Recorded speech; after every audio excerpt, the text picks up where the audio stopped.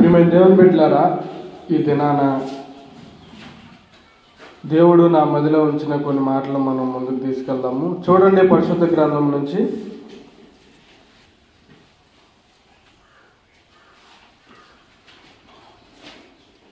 మొదటి రాజుల గ్రంథము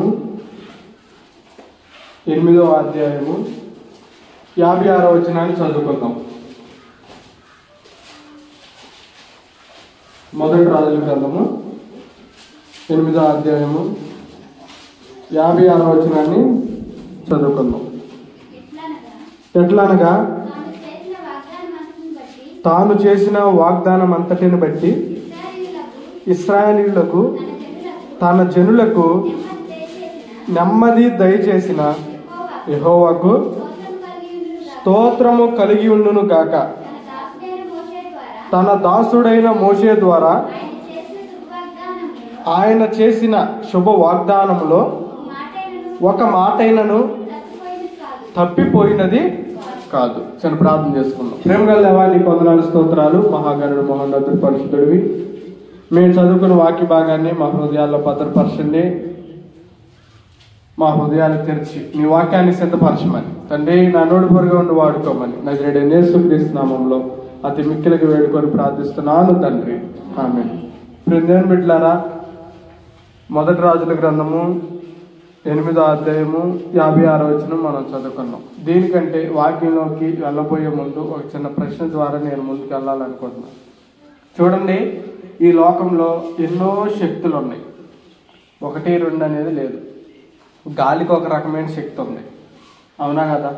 గాలికి ఒక రకమైన శక్తి ఉంది. బాగా గట్టిగా గాలి వీచింది అనుకోండి, ఏం జరిగింది? చెట్లేంటి, ఇల్లేంటి, ఏమైనా లేచిపోతాయి. గాలికి చెప్పలేనంత శక్తి ఉంది. రెండవది, నీటికి అంతే శక్తి ఉంది. మొన్న దుబాయ్లో వర్షాలకి దుబాయ్ మొత్తం ఏమైపోయింది? మునిగిపోయింది, అవునా కదా? నోవాహు దగ్గర ఆ ప్రాంతాన్ని, భూమి మొత్తాన్ని నాశనం చేసింది ఒకే శక్తి, నీటి శక్తి. ఏం చేసింది? వర్షాలు వర్షాలు వర్షాలు పడ్డాయి, కొన్ని దినాలు పడ్డాయి. ఏమైంది? భూమి మీద అంట ఇంత స్థలం కూడా, ఖాళీ స్థలం లేకుండా ఏమైపోయింది? నీరు నింపబడింది, నాశనం చేసింది భూమిని. తర్వాత అగ్నికి చాలా శక్తి ఉంది. సొదొమ గుమొర్రా ఆ ప్రాంతాలని మనం చూస్తే దేవుడు అంట అలా చేయి చాపాడంట. ఏం చేశాడు? దేవుడు ఆ చేయి చాపాడు. అగ్ని ఏమైందంటే బలంగా దాని మీదకి వచ్చింది, కాల్ చేసింది. ఏం చేసిందండి? కాల్ చేసింది. ఇవి సృష్టిలో కలిగే శక్తులు. సూర్యుడికి ఒక శక్తి ఉంది, 43 డిగ్రీలు ఇప్పుడు కనపడుతుంటేనే అర్థమవుతున్నాయి నా మాటలో. 43 డిగ్రీలు ఇప్పుడు ఎండ కనపడుతుంటేనే చాలామంది, నిన్న విజయవాడలో కూడా ఒక వ్యక్తి చనిపోయాడు, ఎండ వడదెబ్బ తగిలి. చాలా జరుగుతున్నాయి. ప్రతి దానికి కూడా ఒక విధమైన శక్తి ఉంది. తల్లికి ఒక రకమైన శక్తి ఉంది, కుమారుడికి ఒక రకమైన శక్తి ఉంది. ప్రతి జంతువుకు కూడా ఒక్కొక్క దానికి ఒక్కొక్క రకమైన శక్తిని దేవుడు ఇచ్చాడు. సింహం ఉందనుకోండి, బలమైన జంతువుగా మనం దాన్ని భావిస్తాము, కోరలు కలిగిన జంతువుగా మనం భావిస్తాము. దేన్నైనా సరే పట్టుకోగలిగిన జంతువుగా దాన్ని మనం భావిస్తాం, అవునా కదా? దానికి అంత బలాన్ని దేవుడు ఇచ్చాడు. ఆ పళ్ళల్లో ఉన్న శక్తి దానికి తెలుసు, దాని కూరల్లో ఉన్న శక్తి దానికి తెలుసు. ఒక ముళ్ళ పండు ఉందనుకోండి, అది చిన్న జీవి, చిన్న ఒక పిల్లి కంటే కొద్దిగా పెద్దగా ఉంటుంది. మీకు అన్నీ తెలిసిందే. దానికి ఒక రకమైన శక్తి, దాన్ని ఏది కూడా చంపలేదు, ఏది చేయలేదంట. ఎందుకంటే ఏదన్నా ఒక జంతువు దాని మీదకి వస్తున్నప్పుడు తన మీద ఉన్న ఆ ముళ్ళని ఇలా విప్పిద్ది. ఆ ముళ్ళల్లో విషం ఉంటుంది. ఆ ముళ్ళ విషం దేనికన్నా జంతువుకి గుచ్చుకుంటే కొన్ని దినాల్లో ఆ జంతువు ఏమైపోయింది? చనిపోయింది. చిన్న దాని నుంచి పెద్ద దాని వరకు కూడా దేవుడు ఏం చేశాడంటే ప్రతి దానికి తన యొక్క సంరక్షణ కోసం, తన ప్రాణాన్ని ఏం చేయడానికి? కాపాడుకోవడానికి, ప్రాణం బ్రతకడానికి, అంటే ఆహారాన్ని సంపాదించుకోవడానికి దేవుడు ఏం చేశాడు? ఒక శక్తిని అనే దాన్ని ఏర్పరిచాడు. అర్థమైందా అర్థమైందా నా మాటలో? ప్రతి మనిషికి కూడా బ్రతకడానికి ఒక పనిని దేవుడు ఏర్పరిచాడు. ఒక పని, ఒక్కొక్క వ్యక్తి ఒక్కొక్క పనిని చేస్తాడు. అలాగే బైబిల్లో కూడా నేను భావించే విషయాలు ఏంటంటే, ఒక బలమైన శక్తులు 3 ఉన్నాయండి. ఆ బలమైన శక్తులు 3 ఉన్నాయి. ఆ 3 శక్తుల్లో ఒక శక్తి గురించి ఈరోజు మనం నేర్చుకుందాం. ఆ 3 శక్తులు ఏంటంటే, మొదటిగా పునరుద్ధానపు శక్తి అనేది చాలా బలమైంది. క్రిస్టియానిటీ, క్రైస్తవత్వంలో ఏ శక్తి బలమైంది? పునరుద్ధానపు శక్తి బలమైంది. ఏంటిదండి? క్రిస్టియానిటీలో మొదటిగా బలమైన శక్తి ఉంది అంటే పునరుద్ధానపు శక్తి. దాని గురించి మనం మాట్లాడుకోవాల్సి వస్తే చెప్పలేము దాని గురించి మనం. ఎందుకంటే ప్రతి మానవుడికి రక్షణ అనే స్వాస్థాన్ని ఇచ్చింది పునరుద్ధానపు శక్తి. మరణం అనే భయాన్ని తీసివేసింది పునరుద్ధానపు శక్తి. పరలోకాన్ని ఇచ్చింది పునరుద్ధానపు శక్తి. సాతానుగాడి యొక్క తలను చితక కొట్టింది పునరుద్ధానపు శక్తి. ఈరోజు సజీవులుగా ఉండి ఇంకా బలమైన యాగంగా మనం దేవుని సన్నిధిలో నిలబడి ఉంటున్నామంటే అది కూడా పునరుద్ధానపు శక్తి. ఆ శక్తి ఉంది కాబట్టి ఈరోజు ఆదివారం పునరుద్ధాన దినాన్ని మనం ఏం చేస్తున్నాం? జరుపుకుంటున్నాం. అది ఒక రకమైన శక్తి. రెండవదిగా పరిశుద్ధాత్మ శక్తి అనేది చాలా బలమైంది. రెండవదిగా పరిశుద్ధాత్ముడి యొక్క శక్తి అనేది చాలా బలమైంది. బైబిల్ గ్రంథంలో మనం చూస్తే పరిశుద్ధాత్ముడు ఆదికాండం 1వ అధ్యాయం 1వ వచనం నుంచి కూడా ప్రకటన గ్రంథం చివరి అధ్యాయం చివరి వచనం వరకు కూడా ఆయన యొక్క క్రియలు మనం చూస్తాం. ప్రతి మనిషి చేసే ప్రతి క్రియ వెనక దాగి ఉన్న శక్తి ఏదైనా ఉందంటే అదే పునరుద్ధానపు శక్తి. రెండవదిగా పరిశుద్ధాత్మని యొక్క శక్తి. ఈ రెండు చాలా ప్రాముఖ్యం. మూడవది ఒకటి ఉంది, బహుశా నేను రాసుకున్న మాటలు ఇవి. మీకు ఇంకా బలమైన శక్తి ఏదైనా ఉంది అని మీకు భావిస్తే మీరు దాన్ని అంగీకరించండి. మూడవదిగా నేను తలంచుకున్న దేవుడు నాతో మాట్లాడిన మాట ఏంటంటే, మూడవదిగా నిబంధన శక్తి, వాగ్దానపు శక్తి అనేది చాలా బలమైనది. ఇది కనపడదు. ఇది కనపడదు. పునరుద్ధానపు శక్తి మనకు కనపడుతుంది. ఒక రోజున దేవుడు బలియాగం అయ్యాడు, సిలువేయబడ్డాడు, 3వ రోజున తిరిగి లేచాడు అనేది మనకు కనపడుతుంది. పరిశుద్ధాత్మ శక్తి నువ్వు ప్రార్థన చేసినప్పుడు కొన్ని స్వస్థతలు కలిగినాయి. నువ్వు నడిచే మార్గంలో దేవుడు నీతో పాటు నడుస్తున్నాడు. ప్రమాదం హఠాత్తుగా నీ మీదకి వచ్చే సమయంలో ఏం చేశాడు దేవుడు? అలా తప్పించాడు రెప్పపాటున. ఎవరు తప్పించారు? పరిశుద్ధాత్మ దేవుడు తప్పించాడు. ఆ శక్తి మనం అంగీకరిస్తాం. నిబంధన శక్తి గురించి మనం మాట్లాడుకోవాల్సి వస్తే దాన్ని రుచి చూచి మాత్రమే ఎరగాలి. ఏదన్నా కూర, వంట, పులుపు, తీపి, చేదు మనకు తెలియాలంటే చూస్తే తెలియదు. కొంతమంది ప్రవీణులు ఉంటారనుకోండి, ఆ కూరని తిప్పేదాన్ని బట్టి దాంట్లో ఉప్పు ఎక్కువైందా, ఆ చెక్కదానాన్ని బట్టే చెప్పేస్తారు. అంత తెలివితే అట్లా ఇప్పుడు ఉండకపోవచ్చు, కానీ కొంతమంది దగ్గర అలాంటివి ఉంటాయి. అవునా కదా? దేన్నైనా సరే రుచి చూచి తెలుసుకోవాలి. అలాగే ఈ నిబంధన శక్తిని, వాగ్దానపు శక్తిని రుచి చూచి తెలుసుకుంటే మాత్రమే మనకు తెలిసింది. ఈరోజు నేను చెప్పాలనుకునే విషయం ఏంటంటే, వాగ్దానపు శక్తి ఎంత బలమైనది, వాగ్దానపు శక్తిని సంపాదించుకోవాలంటే మనం ఏమి చేయాలి అనే దాని గురించి మనం మాట్లాడుకుందాం. చూడండి, క్లుప్తంగా మనం చదువుకున్న వాక్య భాగంలోనే కొన్ని మాటలు ఉన్నాయి. 1 రాజుల గ్రంథము 8వ అధ్యాయము 56వ వచనం. ఎట్లనగా తాను చేసిన వాగ్దానం అంతటిని బట్టి ఇశ్రాయేలీయులకు తన జనులకు నెమ్మది దయచేసిన యెహోవాకు స్తోత్రము కలిగి ఉండును గాక. చాలు. ఈ మాటని ఎవరితో మాట్లాడుతున్నారు అనే దాని గురించి మనం చూస్తే చూడండి, 54వ వచనంలో రాయబడింది, సొలొమోను ఇలాగూ ప్రార్థించుట, విన్నపము చేయుట ముగించి ఆకాశం తట్టు తన చేతులెత్తి చాపి యెహోవా బలిపీఠం ఎదుట మోకాళ్ళునుట మాని లేచి నిలిచి నా తరువాత మాట్లాడుతున్న మాటలో అతడు మహాశబ్దంతో ఇశ్రాయేలీయుల సమాజం అంతటిని దీవించి వారికి చెప్తున్న మాటలు ఇవి. ఏమండి?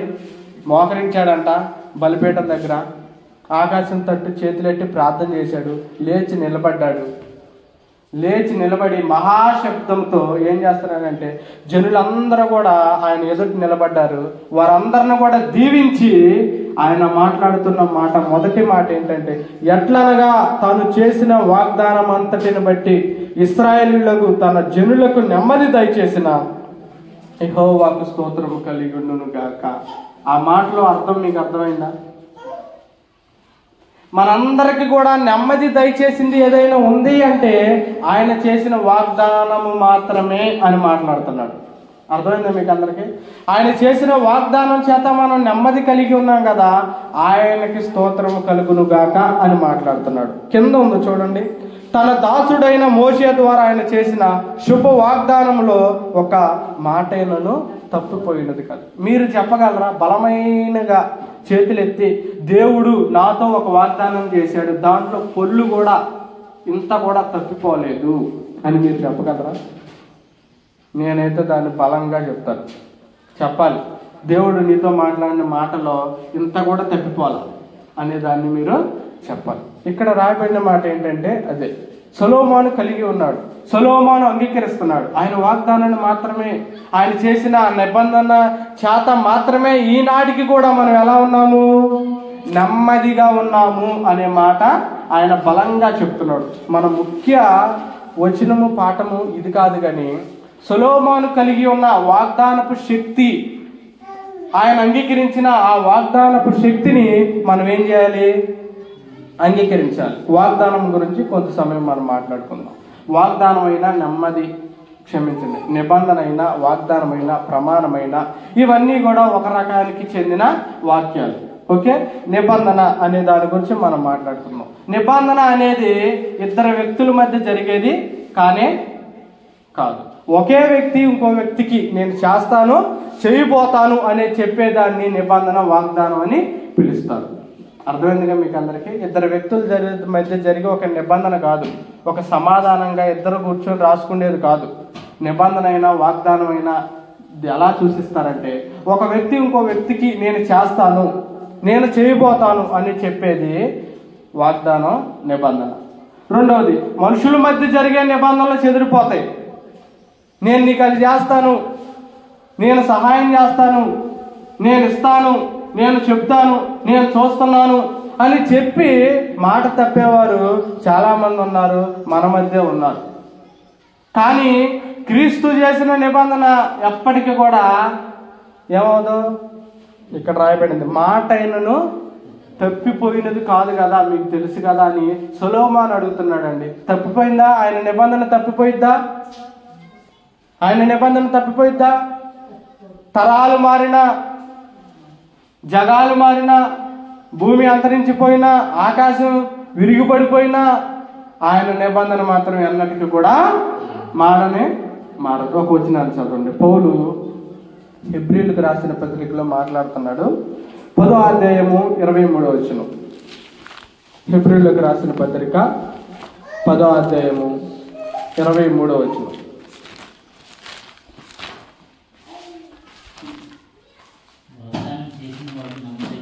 వాగ్దానం చేసిన వాడు నమ్మదగిన వాడు గనుక మన నిరీక్షణ విషయమై మనం ఒప్పుకొనినది నిశ్చయముగా పట్టుకొందుము. చూడండి, మొదట్లోనే ఉంది, వాగ్దానము చేసిన వాడు ఏమై ఉన్నాడంట?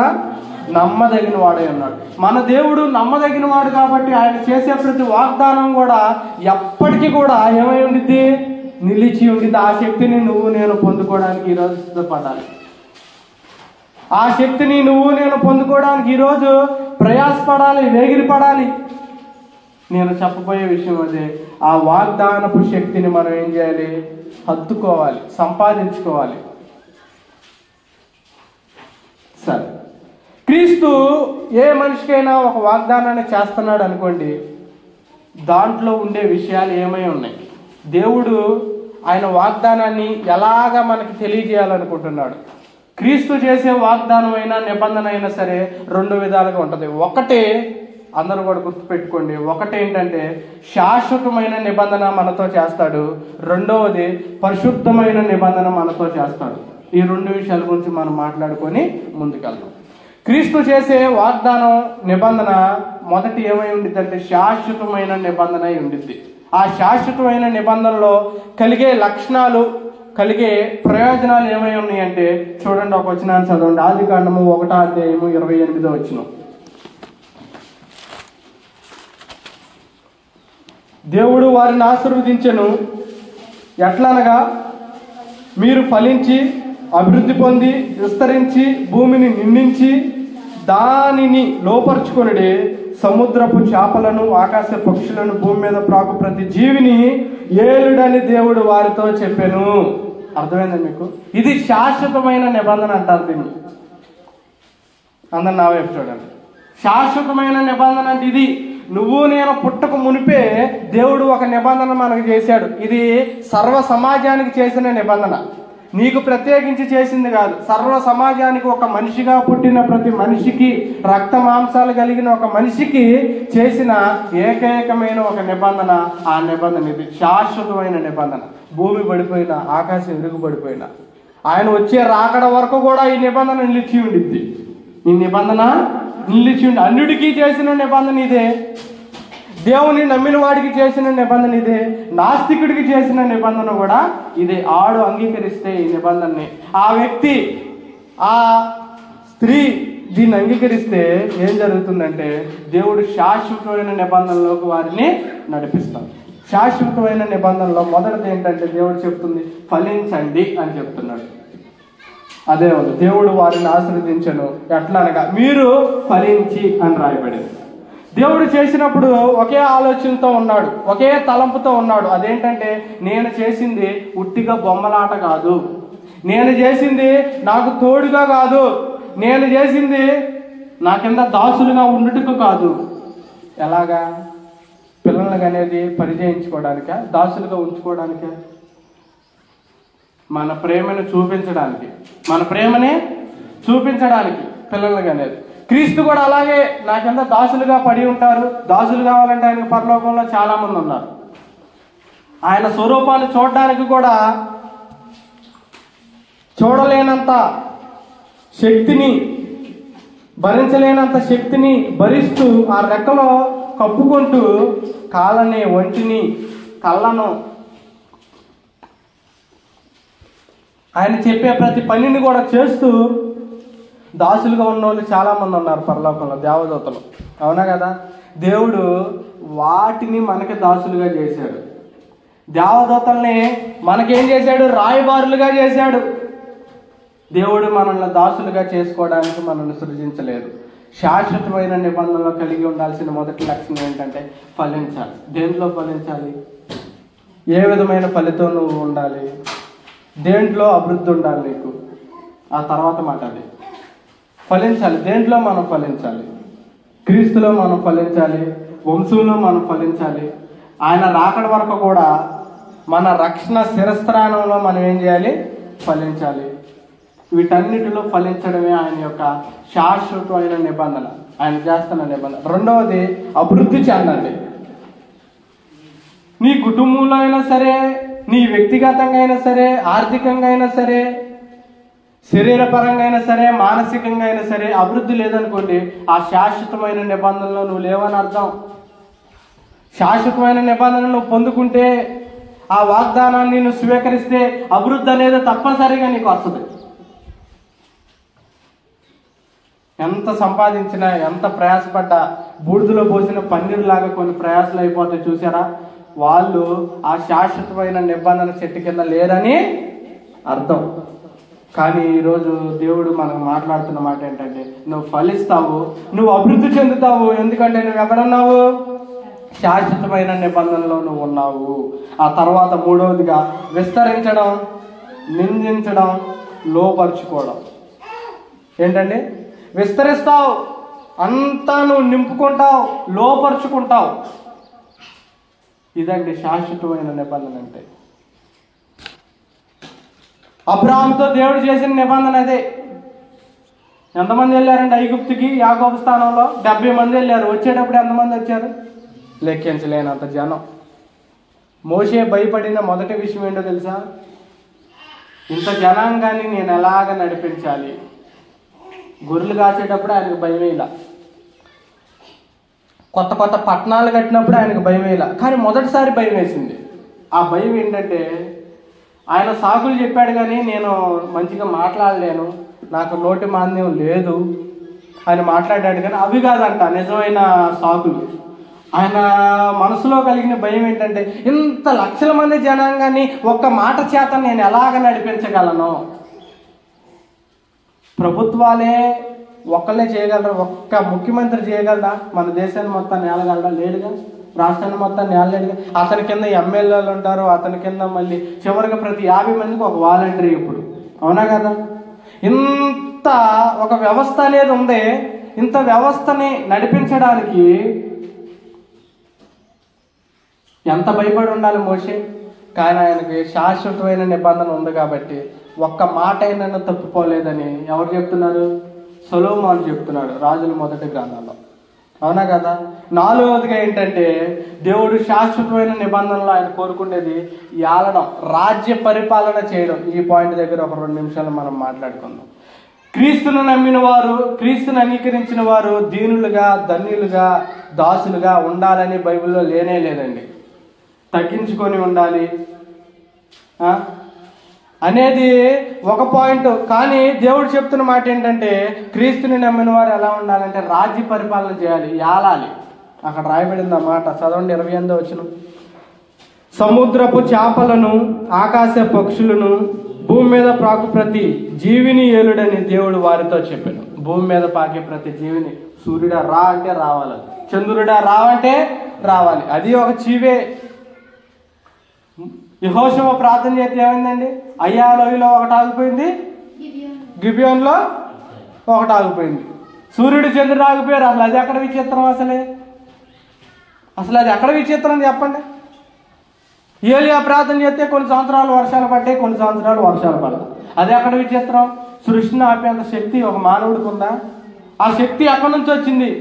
ఆ ఏలే శక్తి ఎక్కడి నుంచి వచ్చిందంటే ఆ శాశ్వతమైన వాగ్దానంలో నుంచి వచ్చింది.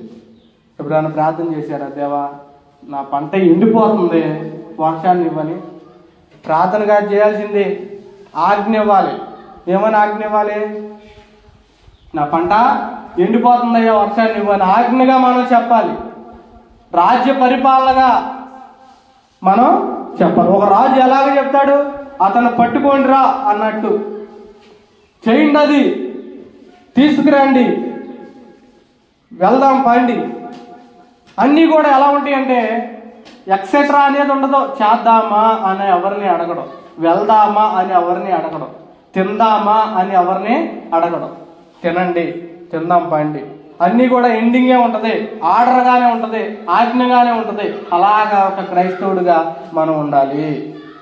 దేవా నాకు అనారోగ్యం ఉంది, తగ్గించి అని మనం ప్రార్థన చేయాలి. తగ్గిస్తావయ్యా, తగ్గిస్తే నీ సన్నిధిలో నేను సాక్ష్యం చెప్పుకుంటాను, ప్లీజ్ అయ్యా అని బతులాడాల్సిన అవసరంలా ఆయన మనకి ఆ వాగ్దానాన్ని, ఆ స్థిరస్థానాన్ని, ఆ శాశ్వతమైన నిబంధనని ఎప్పుడో ఇచ్చాడు. ఆ నిబంధనలో ఉన్న ఒక ఆప్షన్ ఏంటంటే ఏలడం.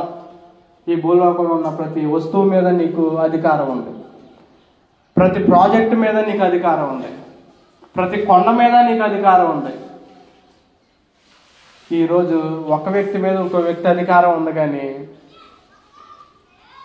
ఒక వ్యక్తి మీద ఒకడు సాధించాలని ప్రయత్నిస్తున్నాను. కానీ ఒక వ్యక్తిని ఎలాగ మోసం చేద్దాము, ఏది మంచిది ఏది చెడు, మంచిదాని వైపు వెళ్ళిపోతూ చెడుదాన్ని సహించలేనంత మనస్తత్వం లేకుండా విడిచిపెట్టి పాపాన్ని కోరుకుంటూ, శాపాన్ని కోరుకుంటూ, పెద్ద మూటని తల మీద పెట్టుకొని ఏం చేస్తున్నారండి?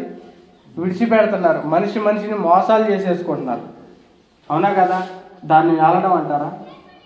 అలాంటి సమాజంలో మనం ఉన్నాం కాబట్టి మనం ఎలా ఉండాలంటే రాజ్య పరిపాలన చేసేవారిగా మనం ఉండాలి. దేవుడు ఆ విధంగా కోరుకుంటున్నాడు.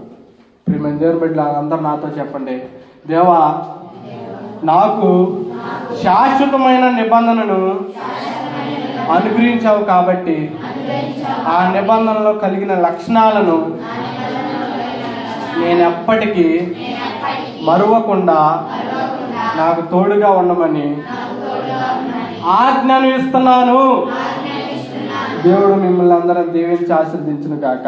చూడండి, రెండవదిగా ఒకటి శాశ్వతమైన నిబంధన, రెండవది ఏంటండి? రెండవది ఏమని చెప్పాను మీకు? పరిశుద్ధమైన నిబంధన. ఇది చాలా ప్రాముఖ్యం. ఇందాకదేమో యూనివర్సల్ అంటే ప్రపంచం మొత్తానికి సంబంధించింది. ఈ పరిశుద్ధమైన నిబంధన నీకు, నీ మనస్సాక్షికి, నీ శరీరానికి మాత్రమే సంబంధించింది. చదవండి ఒక మాట. లేవీ కాండం 19వ అధ్యాయము 2వ వచనం.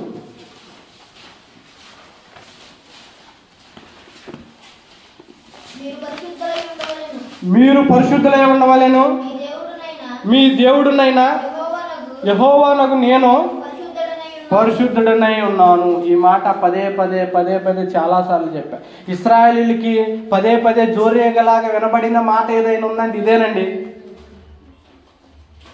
మోషేకి ఎలాగైతే జోరేగలాగా సనుక్కుంటున్నారో పదే పదే, ఇశ్రాయేలీయులకి దేవుడి దగ్గర నుంచి వచ్చే మాట ఏదైనా ఉందంటే మొదటిది ఇదే. ఏంటండి? మొదటిది ఇదే. దీన్ని మాత్రం ఎవరు మాట్లాడరు, దీన్ని మాత్రం ఎవరు కూడా చెప్పరు. ఎందుకో తెలుసా? ఖండించామనుకోండి సంఘాలు చెదిరిపోతాయి, ఎదిరించామనుకోండి సంఘాలు కూలిపోతాయి. మాట తప్పుతున్నావు, చెడ్డదారిలో వెళ్తున్నావు, జాగ్రత్త పడు అని ఆనాడు యోహాను చెప్పినట్లు ఈనాడు చెప్పామనుకోండి, ఏమవుతుంది? వీడేంటి మనకు చెప్పేది అన్నట్లు మనం భావిస్తాం. మీరే కాదు, నా భావన కూడా పొద్దులో గొప్ప అలానే ఉంటుంది. దాన్ని మనం సరిదిద్దుకోవాలి. ఇశ్రాయేలీయులకి జోరేగలాగా పదే పదే వినబడుతున్న మాట ఏదైనా ఉంది అంటే ఇది ఏంటంటే, నేను పరిశుద్ధుడను కనుక మీరును ఏమై ఉండాలి? పరిశుద్ధులై ఉండాలి. ఇది తప్పనిసరిగా ప్రతి మనిషి జ్ఞాపకం పెట్టుకోవాల్సిన విషయం. పరిశుద్ధత లేనివాడు నావాడు కాదు అన్నట్టే, ఆత్మ లేనివాడు నావాడు కాదు అని ఎలాగైతే రాయబడిందో మాట, పరిశుద్ధత లేనివాడు ఆయన వాడు కానే కాదు. అమెరికా దేశంలోనే మేము తెల్లోలం మేము నల్లోలం అని వేరు చేశారు. మన భారతదేశంలో మేము ఈ కులమోలం మీరు ఆ కులమోలం అని వేరు చేశారు. క్రీస్తు దగ్గర 2 కులాలు ఉన్నాయి. ఆ 2 కులాలు ఏంటంటే, ఒకటి పరిశుద్ధమైన కులం, రెండోది పాపుల కులం. ఈ పరిశుద్ధమైన నిబంధనని మనం సంపాదించుకున్నాం అనుకోండి, ఏమై ఉంటామంటే జ్యోతుల్లాగా ఏమవుతాం? వెలుగుతాం.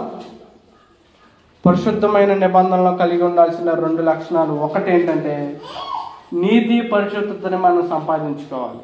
ఆ క్రీస్తు యొక్క నీతిని మనం సంపాదించుకోవాలి, ఆ క్రీస్తు యొక్క పరిశుద్ధతను మనం సంపాదించుకోవాలి. ప్రతి మనిషికి కూడా ఎన్నో రకమైన పాపాలు ఆయన మీద పడి పడి పడి పడి ఉంటాయి. మోసకరమైన పాపాలు. ఎంతోమందిని మనం మోసం చేస్తాం, నిలువుగా ముంచేస్తాం, ఎంతోమందిని మనం నాశనం చేస్తాం, ఎంతోమంది మీద కక్షలు పెట్టుకుంటాం, ఎంతోమంది మీద అసూయ పడతాం, ఎంతోమంది మీద కోపం పెట్టుకుంటాం. ఏంటండి ఇవన్నీ? మోసాలు చేయడమే జీవితమా? మోసం చేయడం సంపాదించుకోవడమే జీవితమా? ఇవన్నీ కూడా కలిగి ఉంటారు. కానీ క్రీస్తు కలిగిన నీతిని ఎవరైనా ఆలోచించారా? క్రీస్తు కలిగిన సత్యాన్ని ఎవరైనా ఆలోచించారా? క్రీస్తు కలిగిన పరిశుద్ధతను ఎవరైనా ఆలోచించారా? ఆయన నీతి ఎలాగుందో చెప్పమంటారా? ఆ సమరయ పట్టణంలో నుంచి వెళుతుంటే ఒక స్త్రీ అక్కడ నిలబడింది. ఆ సమరయుల వైపంట ఒక యూదుడు కూడా ఎప్పుడు కూడా కనులెత్తి చూడడు. వాళ్ళు పాపాత్ములు అన్నట్లు వదిలేస్తారు. ఆ సమరయ స్త్రీ ఆ బావి దగ్గర అలా నీళ్లు ముంచుకుంటున్నమ్మా, కొద్దిగా దాహిని అని అడిగాడు. కుష్ఠరోగులు నేలను పడిపోయి అసహ్యంగా చేదరించుకునే పరిస్థితులు ఉన్న వారిని కూడా ఎత్తుకొని ముద్దాడి వారికి స్వస్థత కలిగించాడు. ఏం చేశాడండి? వారికి స్వస్థత కలిగించాడు. గుడ్డివారు, అసహ్యంగా కనపడేవారు, మురికివారు. కుష్ఠరోగం అంటే ఎలా ఉంటుందో మీకు తెలుసా? ఎప్పుడైనా చిన్న సెగ్గట్టు వచ్చిందా మీకు? సెగ్గట్టు వచ్చేటప్పుడు దాని నుంచి ఎలా శివగారితో చూసారా? అలాంటి సెగ్గట్లు ఒంటి మొత్తం వస్తే ఎలా ఉంటుందో అలా ఉంటుంది. అంటే కుష్ఠరోగం వచ్చినప్పుడు అలా పుండ్లు పడవు. ఆ కుష్ఠరోగం వచ్చిన తర్వాత దురదకి గోక్కొని ఏమైపోయిందంటే అలాగా పుండ్లు పడిపోతాయి. ఒక స్త్రీని అడిగారు. ఆ స్త్రీ పేరు ఏంటంటే మదర్ తెరీసా. అమ్మలకు అమ్మ, అమ్మ ప్రేమకి అమ్మ లాంటి ప్రేమ ఉంది. ఏంటండి? అమ్మ ప్రేమ ఎలాంటిదో ఆ అమ్మ ప్రేమకే అమ్మ లాంటి ప్రేమ. ఆమెను అడిగారు, అమ్మ నీ జీవితాన్ని త్యాగం చేశావు, నీ సమయాన్ని త్యాగం చేశావు, నీ సంబంధాలను త్యాగం చేశావు, నీ బంధువుల్ని త్యాగం చేశావు, నీ ఆస్తిపాస్తులను కూడా త్యాగం చేశావు, కానీ నీ మనస్సాక్షిని కూడా నువ్వు త్యాగం చేస్తున్నావు కదా అని నన్ను అడిగారు. మనస్సాక్షి అంటే ఏంటంటే, ఒక మురికి ప్రదేశానికి వెళ్తే ఆటోమేటికల్గా మనం ముక్కు మూసుకుంటాం. వినలేని మాటలు వస్తుంటే కొద్దిగా చెవిని పక్కన పెడతాం. చూడలేని అని వస్తుంటే అసహ్యంగా కనపడేవి కళ్ళు మూసుకుంటాం. ఆమె మాత్రం తన మనస్సాక్షిని కూడా చంపుకొని ఆ కుష్ఠరోగంతో ఉన్న ప్రతి ఒక్కరి పుండ్రులంట ఉదయం లేచి ఎలాగైతే ఒక మనిషి బ్రష్ చేస్తాడో, ఎలాగైతే టీ తాగుతాడో, ఎలాగైతే వాష్రూమ్కి వెళ్ళొస్తాడో, ఎలాగైతే రెడీ అయ్యి ఆఫీస్కి వెళ్తాడో, ఉదయం లేచిన దగ్గర నుంచి ఆమెకు అదే పని అంట. ఆ రసం కారేదాన్ని తుడిచి, ఆ సీమును తుడిచి కట్టి వాళ్ళ మధ్య పడుకొని చివరికి ఆమె ఎలా చచ్చిపోయింది తెలుసా? కుష్ఠరోగం వచ్చే చచ్చిపోయింది. నీకు ఎంత బలమైన నిర్ణయం నువ్వు ఎలా తీసుకున్నావమ్మా? ఈ భూలోకంలో బొచ్చుడు మంది ఉన్నారు కదా, లేదా ఒక 100 మందికి కూలి ఇచ్చి చేయించగలిగే అంత శక్తి ఉంది కదా నీలో. డబ్బులు ఇస్తే ఎవరైనా కొన్ని పనులు చేస్తారుగా, అసహ్యమైన పనులు. డ్రైనేజీలో దిగి తీయమన్నా కొంతమంది తీసేవాళ్ళు. అది వృత్తి అనుకోండి, వారిని నేను కించపరచట్లా, వృత్తి అది. డబ్బులు ఇస్తే కొంతమంది చేస్తారమ్మా, వాళ్ళ కుష్ఠరోగం అంతా తుడువమ్మా అంటే తుడుస్తారు. ఎవరైనా డబ్బులు ఇస్తున్నారా? లేదే. ఆమెను అడిగారు, అమ్మ కొంత డబ్బులు ఇచ్చి కొంతమందితో చేయించుకోవచ్చు కానీ నా క్రీస్తు నీతి అలాంటిది కాదండి, నా క్రీస్తు పరిశుద్ధ శక్తి అలాంటిది కాదండి. ఆయన నీతిని నేను కలిగి ఉన్నాను, ఆయన నీతిని బట్టి నేను ఈ క్రియని, నేను ఆయన ప్రేమను బట్టి ఈ క్రియని నేను ఏం చేస్తున్నా, చేయడానికి సిద్ధపడ్డానని ఆ అమ్మలకు అమ్మ ఏం చెప్పింది, ఆ మాటని తెలియజేసింది. ఈరోజు ప్రియమైన బిడ్డలారా, నీతిని కలిగి లేకుండా ఆయన కలిగి ఉన్న నీతిని నువ్వు కలిగి ఉంటే, ఆయన కలిగి ఉన్న పరిశుద్ధ శక్తిని నువ్వు కలిగి ఉంటే, పరిశుద్ధతని నువ్వు కలిగి ఉంటే, ఆ పరిశుద్ధమైన వాగ్దానాన్ని నువ్వు సంపాదించుకున్నట్టే. ఆయన పరిశుద్ధత, ఆయన నీతి ఎలా ఉంటుందో చెప్పమంటారా? పాల వంటి నీతి అయింది. పాలలో చిన్న పురుగు పడినా మనం చెప్పచ్చు.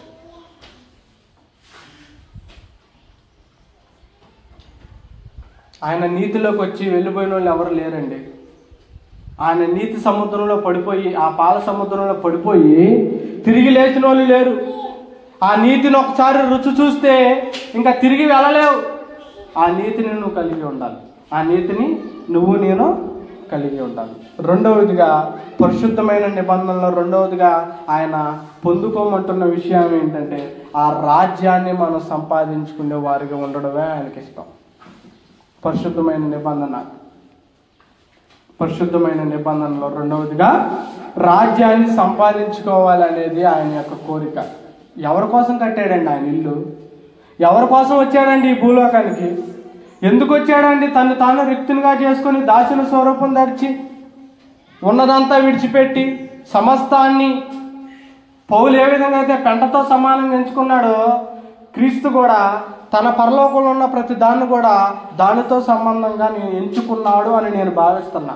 అలా రాయబడలేదు కానీ ఈ భూలోకంలో ఉన్న దాన్ని మొత్తం పౌలు పెంటతో సమానంగా ఎలాగైతే ఎంచుకున్నాడో, దానికంటే నీచంగా ఆ పరలోకంలో ఉన్న దాన్ని ఆయన ఎంచుకొని విడిచిపెట్టి ఈ భూలోకానికి వచ్చి మనకేం చేశాడండి? ఆ రాజ్యాన్ని ఇవ్వడానికి ప్రయాసపడ్డాడు.